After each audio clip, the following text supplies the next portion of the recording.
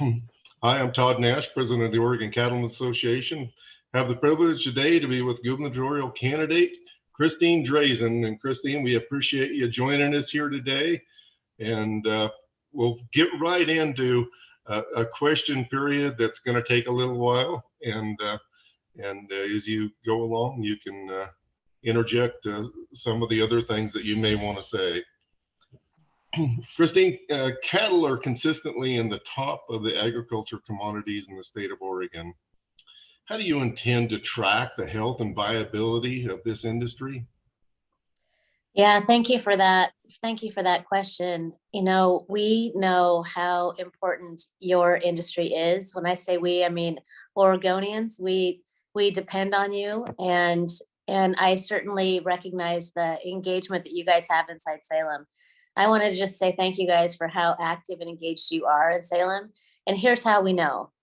We know how the health of your organization is going based on the relationships and the communication we have, and certainly tracking information as far as the health of your industry happens, of course, at an agency level, and we'll know that. But I would expect that we're going to have the kind of relationship where we're going to be in communication, and you're going to talk to me, and you're going to tell me how things are going, and what the barriers are, and what can be improved, and how to strengthen your industry and your businesses.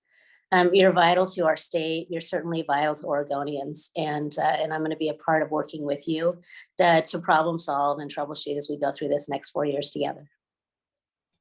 Well, thank you. Next question is, would you make it a priority to attend mid-year or annual meetings of the Oregon Cattlemen's Association? You guys, it would be a joy. Compare that to all the other meetings that I'm gonna be sitting through and listening to. I look forward to it.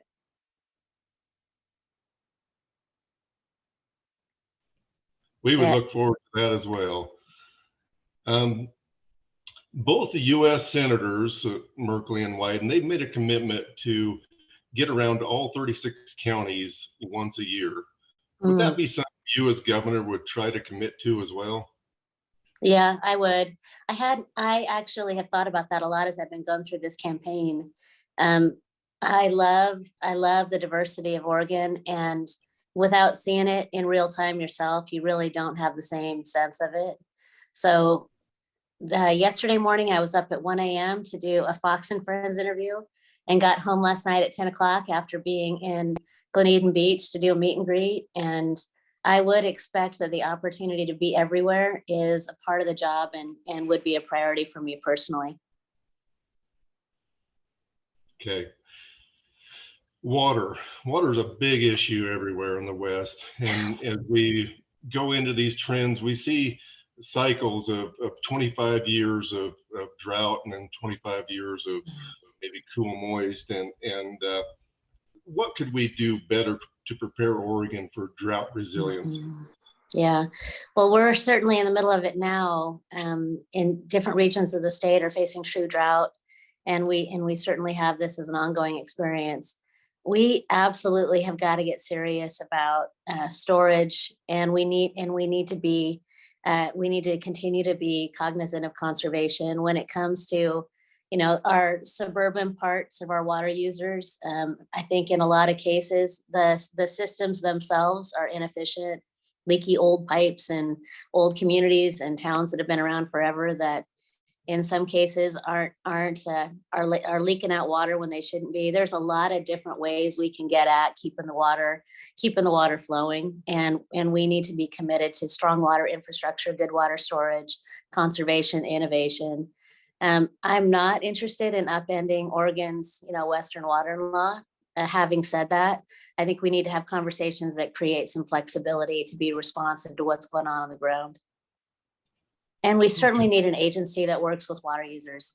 I don't know if that's going to come up in a later question or not, but I have heard nothing but pain and suffering from folks that have to interact with Oregon's regulatory environment, and that certainly includes the Oregon Water Resources Department. Okay, so I do have the next question on that. So there is an appointment coming up. Tom Byler is stepping down from Oregon Water Resources. Mhm. Alexis Taylor is moving on. And so wanted to know if you had any people in particular that you Mhm. had in mind for those positions. Yeah. So as I'm going through this campaign process, I am not committing names to seats. I'm trying really hard not to sort of count my chicks here too early. And also what I want to do is create a process and have conversation. I don't want to come in with a predetermined set group of folks. A lot of people are forwarding names for me for a lot of positions. I appreciate that. I'll continue to take all those in. But I do want to have a conversation that is structured about how we fill these seats. I can tell you that my experience of working particularly with Kate Brown for how she manages agencies and boards and commissions and all of it has been that from my perspective, too often she has looked at these roles and she has seen an opportunity to have another layer of conversation around equity or around identity. And instead of just saying, what do we need to function? What do we need to have strong policy recommendations from boards and commissions? And frankly, an efficient, accountable, transparent, and effective agency, no matter what it might be, instead of looking at those qualities, effective leaders, expertise, competency, all those things, she tends to look at other issues. And I wholly disagree with the value of that. I understand what she's trying to achieve, but I don't think that that should trump what's needed for competency, expertise, and representation on these boards and commissions, and certainly at the agency level. So I'm going to approach it really, really differently than she did. But I'm not naming names for any particular roles at this time. Yeah. Okay. Well, I fully respect that. Mhm. Um, and so Oregon Water Resources Department touched on it a little bit. What are they doing well and what could they do better? Yeah. You know, I think that they could do their job better, honestly. And I think that that's true. I think that that's true across state government right now. I think there's always room for improvement. But I think that they have some good staff. They've got some good folks that are out there working really hard. But I recognize that when I'm talking to people that engage with that agency, they don't feel well served. And so it's going to be an opportunity under my administration to make decisions and to appoint people to these positions, particularly agency roles that are customer service oriented, responsive to the people that are being regulated, and have a mindset of collaboration and customer service, and not just simply a mindset that's punitive and regulatory. And certainly they need to get to yes first, and not assume that we have to be slow and no. I'm going to get into a specific here. The Klamath area. Mhm. What in particular could you do to help the water crisis that is being Mhm. experienced in the Klamath Basin? Yeah, it is nothing short of um, a tragedy for what's going on down there that is entirely preventable. Uh, we have got to have an advocate for that community. When we're talking about the challenges, it's a Christine, complex. we lost your voice for just a second there. Sorry about that. Why that is. Can you hear me now? Yeah, that's a little better. Okay, I was That's just good. saying.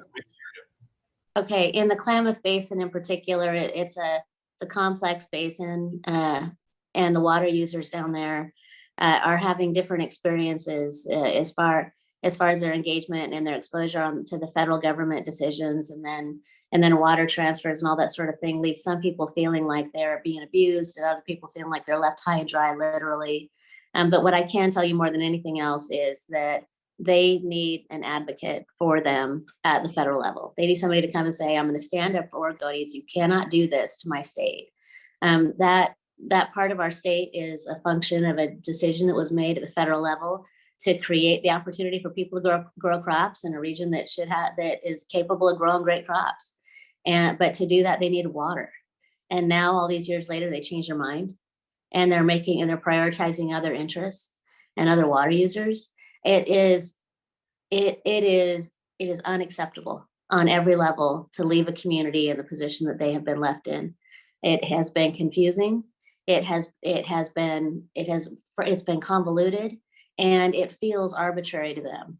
And more than anything else, it's harmful to that community and to those families. You shouldn't have to choose to abide by the restrictions that they've placed on them to be able to make ends meet. I mean, if you're not going to be able to grow crops, and just to take a check in exchange for sitting there and recognizing that there's more water than they had expected, given the spring that we've had, and to still not allow people to irrigate is completely unacceptable.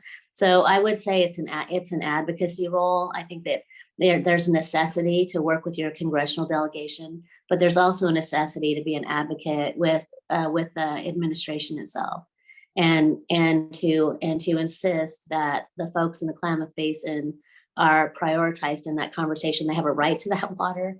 They should have access to that water, and it cannot continue to go the way that it's gone. Okay, thank you. And by the way, you're rolling right through these, so you're doing great on time. The 18 isn't going to be a big issue. Oh, you guys, you got to try harder next time. Yeah. Go for 20. Christine, state agencies, a few of them have the authority to take in-stream water rights. What is your position on that? Yeah, so this policy in particular, I think it's in its own way already upended Western water law, and kind of, I hate to use a water term, but midstream made a change for how these water rights are going to be viewed, and inserted this idea of an in-stream water right. I care about conservation. I care about salmon, all this I think all of that is important and critical, but it's dramatically out of balance right now.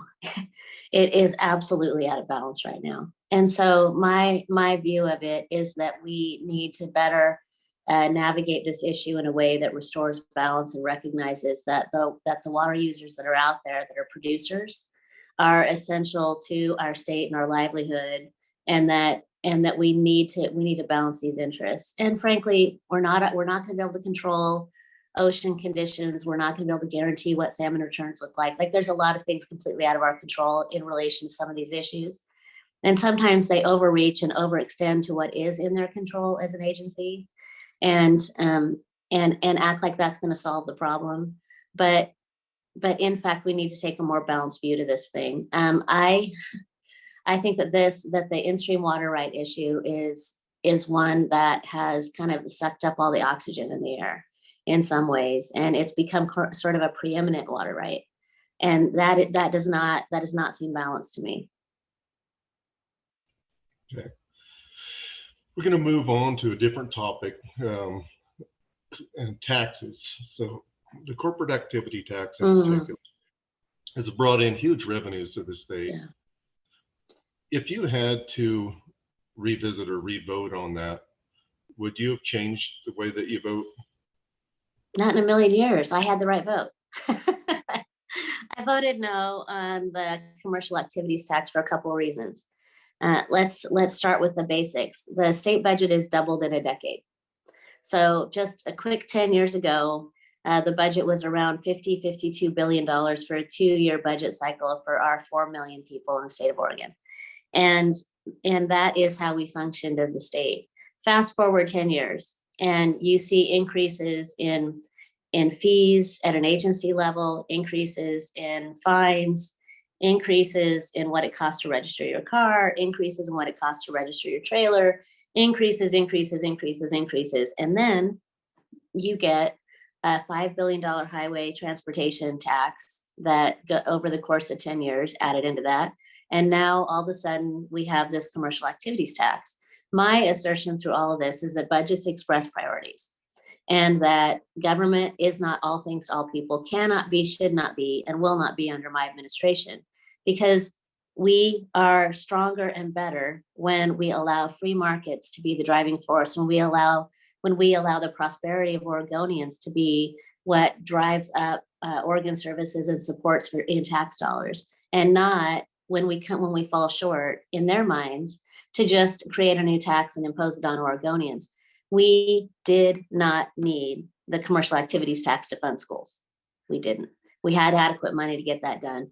They were making a decision to prioritize other interests and frankly send a whole lot of money out the door to support capacity building at nonprofits in downtown Portland. I'm not even joking. The priorities that happen inside Salem are not priorities to the benefit of all Oregonians. A lot of times the priorities that happen, the spending that happens inside Salem too often is about who are your friends and who are your special interests that you're going to send money to. And that has happened over the course of 10 years. We went from 52 billion to over 112 billion. And that was before the last short session when there was more money that came through there. And so we have grown our budget, doubled it in that 10-year cycle. I can guarantee you that if there was a need in schools for additional resources, that there would have been money in that time to be able to target and increase support for our schools without burdening our businesses with a brand new, like this crazy tax that stacks on every level, that drives up costs, that is not based on profits, it's just based on activity. It is killing businesses, especially the businesses that cannot pass those costs on. It is absolutely the most short-sighted tax out there right now. And what we need to do with this tax is repeal it or revise it. And I'm not talking about leaving schools high and dry. I'm talking about trimming the parts of budget that have the state's budget that have grown, that are pet projects and special projects and things that in fact don't have to occur and are not the core functions of government. We need to have real conversations about what is the role of government. And instead of doing that, they instead have conversations about what's it going to take to get a bill passed. And there's horse trading that goes on. And that horse trading is also driving up the cost of budget of our state government. So no, I would not change my vote on it. I voted no because I do not believe that it was the right decision. It was not the right policy. It is not a vote that my no vote didn't say that I don't believe in the necessity of funding public services. We do. We need good roads. We need good schools. We need a strong social safety net. That's the role of government. But we do not need to be all things to all people. Half of that budget went towards these grant programs that schools have to chase. So even in rural Oregon and small schools, they're going to have a person there to fill out a 10-page grant application to get $1,000 to do a program in their kindergarten. Like, it's just unrealistic. The larger schools, the mid-sized schools that have staff and you go chase those grants are going to end up with a higher percentage of that anyway. It wasn't even just distributed fairly across all school districts. And then half of it was dedicated to the expansion of like kind of a cradle to grave approach to how the state needs to engage with our kids. And it was an early learning approach that doesn't just say we need more childcare settings, but says our childcare settings need to do X, Y, and Z. And we need to start training our kids how to behave and how to think from a kind of social justice perspective as early as we possibly can. And it's all in the name of preparing kids for school. So I didn't like it. So I voted no. Okay, I appreciate that. Private lands. What is your position on the state acquiring more lands from private landholders? Yeah, I am not a big fan of expanding the state's domain.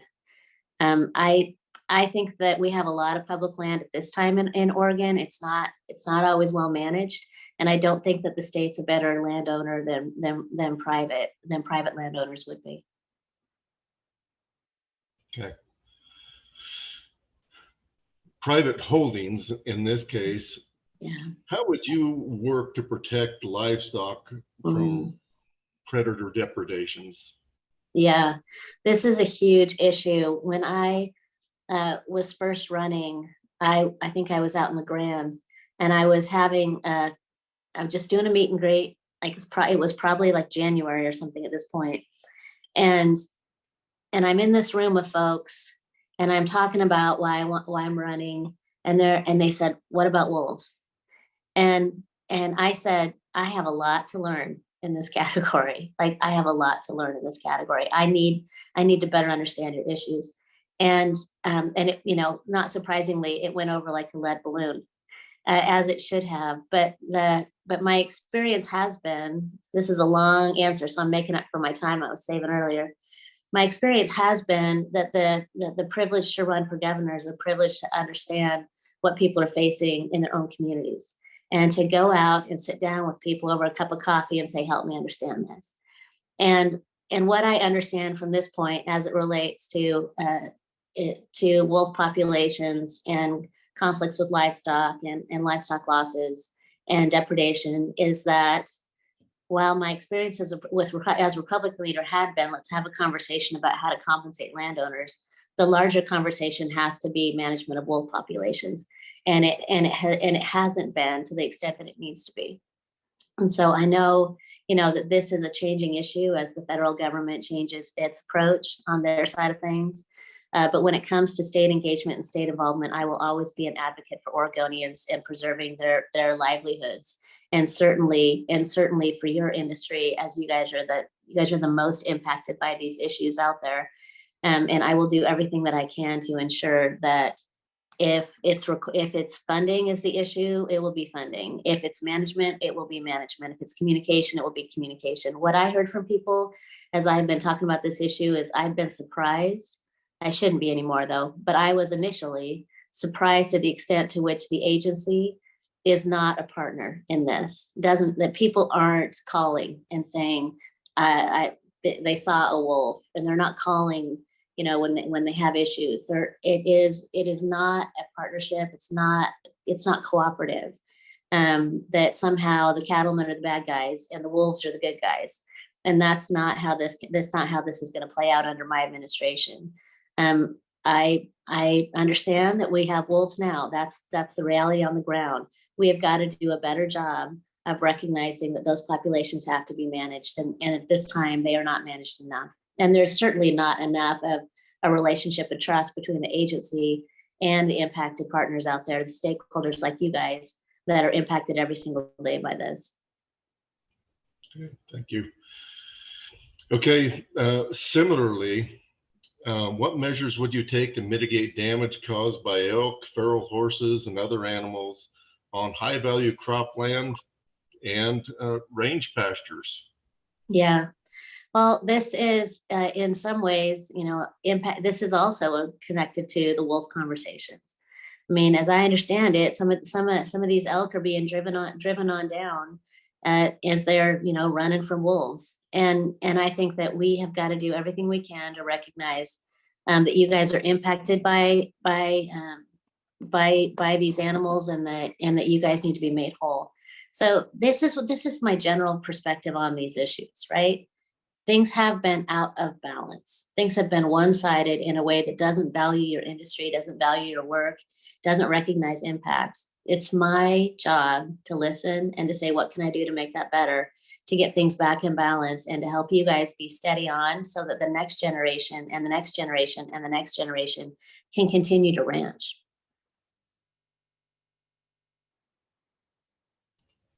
Okay, thanks for that. Shifting gears to public lands. 52% of Oregon is under federal management. Mm-hmm. We see proposed wilderness study areas, monuments, and most recently, the Rivers Democracy Act. What would your position be on these? Or as governor, would you engage in them at all?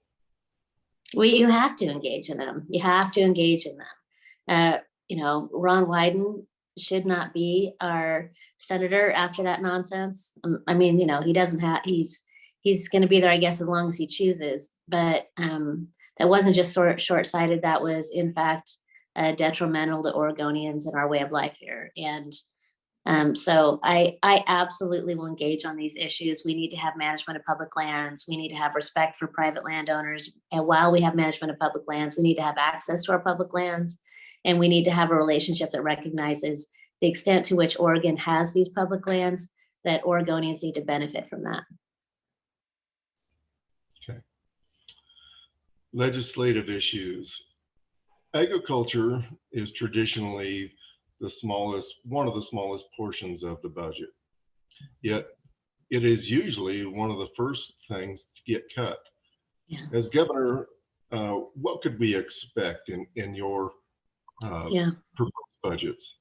Yeah, you can expect my budgets to be to be strongly in support of the ag industry. Generally speaking, all y'all, you make Oregon work, and you feed us and clothe us and all those things. And so I am going to be respectful of that and supportive of that.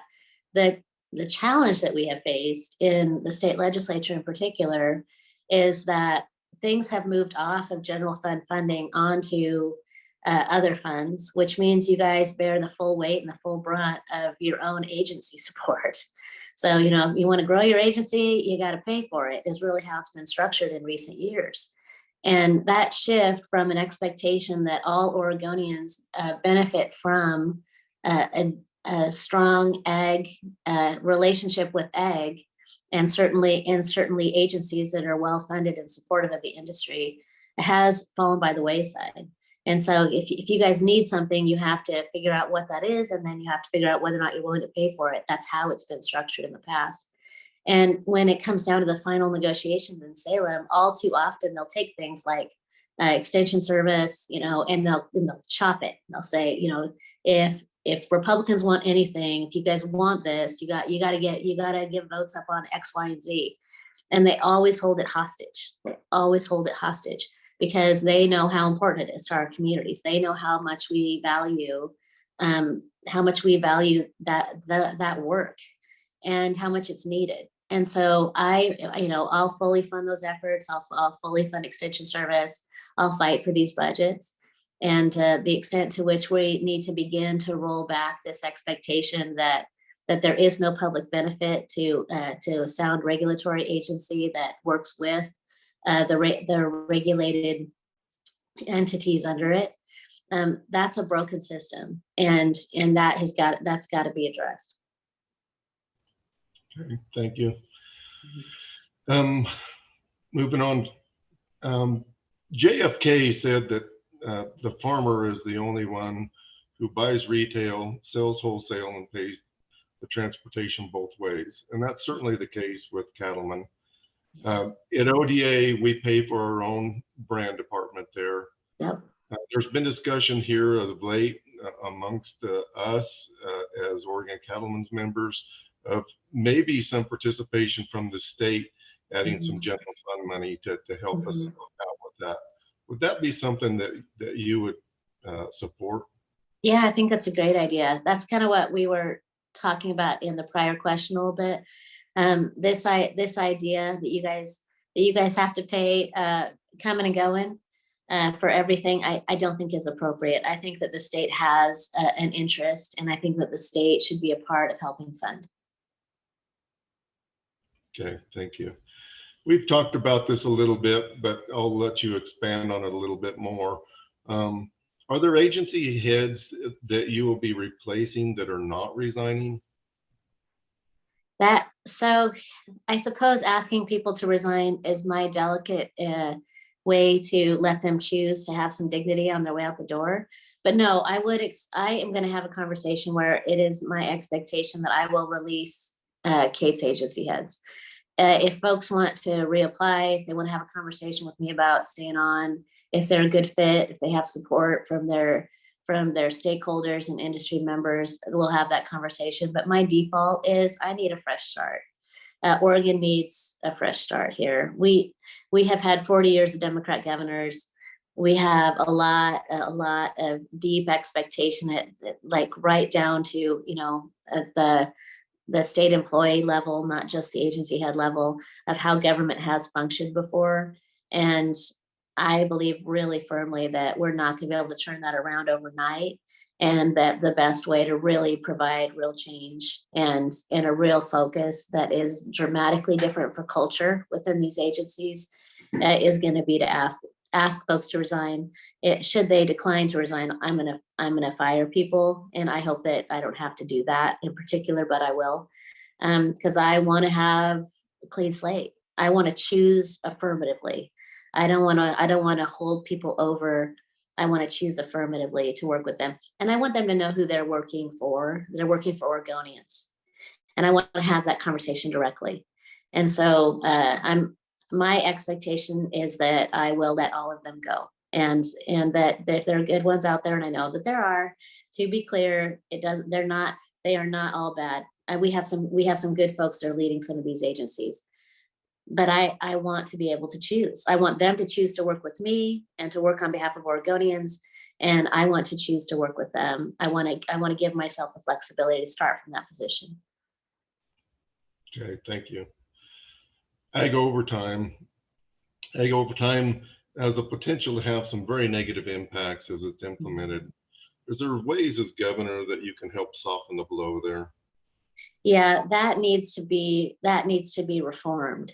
And so as governor, I will propose legislation going into the next long session to amend the original ag overtime law. It will harm ag. It's actually going to harm ag workers. And that has got to be addressed. And so, Democrats had super majorities. They moved something that they could move. They had the votes to move it, so they did. But it is not the right policy for the ag community. It's not the right policy for ag workers. And we need to get back in sooner rather than later and get that thing fixed. Okay. Wolves, we talked about this a little bit under the predator category, but I'm going to go ahead and restate this question. Effective management of wolves is called for in the Oregon Wolf Conservation Plan. Yet ODFW has not used the management tools afforded to them in the plan. What would you do to make sure the agency follow the Oregon Wolf Conservation Management Plan to effectively protect livestock? Yeah, thank you for that question. But the agency under my leadership is there to work with you, not against you. They are not there to protect and advance the wolves and exclusion of livestock, and that has been how it is felt. That the wolf is preeminent, and that the wolf is the critical issue here and the critical player, and that is not how I will approach it. You guys need to have the agency as a partner in protecting livestock. We have to manage wolf populations, and when how I was saying that first conversation about wolves, I just said, talk to me about this. Thankfully, people were willing to talk to me about it. And I read through the original minority report for Oregon's, state wolf plan, and the extent to which there were a lot of ideas in there that were not adopted, that were not taken into consideration, is how far off track it was kind of from the beginning. And to even have the modest accommodation for your industry not be fully utilized by the agency is problematic. So that's what leadership's about, and that's why this election matters. And I will hold my agency accountable for that. Okay, thank you. Last session, ODA requested $10 million for an upstart state meat inspection program. The legislature gave $2 million in a year where they had record excess revenues. Is this an important program for the state to fund? Yeah, you guys should have been funded at 10. And also, congratulations, amazing, fantastic. That's an accomplishment and a necessity. And yes, so we need to give this program a strong start. We need to ensure that it's successful, and we need to fund it at a level that allows it to be so. Okay, well, we're getting down there, Christine. So this is the last question. So Governor Inslee, the state of Washington, Congressman Simpson from Idaho have called for the removal of the lower Snake River dams. What is your position on this? You got to be kidding, right? That's what I want to say to them. You got to be kidding. No, I do not believe that removal of the dams is wise. It is counter to their own stated values. They want low emission or no emission energy sources, and yet they're talking about removal of dams, the ultimate reliable, affordable, no emission source of energy. And they want to remove them because there's a political basis to do so. No, I do not support removal of the dams. It is not appropriate ecologically. It is not appropriate from a climate perspective, and it's certainly not appropriate for our economy. We are dependent on those dams. It's appropriate to be so. It has helped build up our region. It has supported access to reliable, affordable, consistent, no emissions energy for years, and it should continue as such. I will be an advocate on behalf of our state and our community to ensure that those dams are not removed. Okay. Well, Christine, we really appreciate you coming on here today and answering a multitude of questions here. I want to give you about 5 minutes to talk about whatever Christine Drazan wants to talk about to Oregon cattlemen's or anybody that's listening to this. So I want to again say how much I appreciate the opportunity to come together with you guys and have a conversation about the needs of your industry and to answer questions and be accountable as somebody that wants to step into the role of governor of my home state of Oregon. I am committed to improving the quality of life for all Oregonians. And I absolutely will do everything in my power to make sure that every corner of this state experiences progress, that you are respected, that you are supported, and that you have the opportunity to grow and thrive and live your life in the way that you have for generations. I really value you guys, and I am excited to get to know all of you better as I've gone through this process of running for governor. That's been my favorite part of all this, is the opportunity to meet people that otherwise I wouldn't have had the chance to meet, to get to better understand what really goes into making our economy work and making our lives work, and the sacrifices that people make every single day to make that happen. I want to be an advocate for you at the state level, at the federal level, and I want to partner with you in the future of our state. Today's 69 days until the election. Ballots, of course, go out, 21 days or whatever, just prior to that. So people will be voting soon. And we will know how this whole thing turns out. But I would ask for your support. I need it. We are in a race. This is the possibility of having a Republican governor for the first time in 35 years. And I believe that this is the year that we're going to get it done. But I know that I can't do this alone. And frankly, I don't want to do this alone. The opportunity to really serve this state is really about working with people to get that done. So I'm asking for your endorsement and your support today, and I appreciate the opportunity.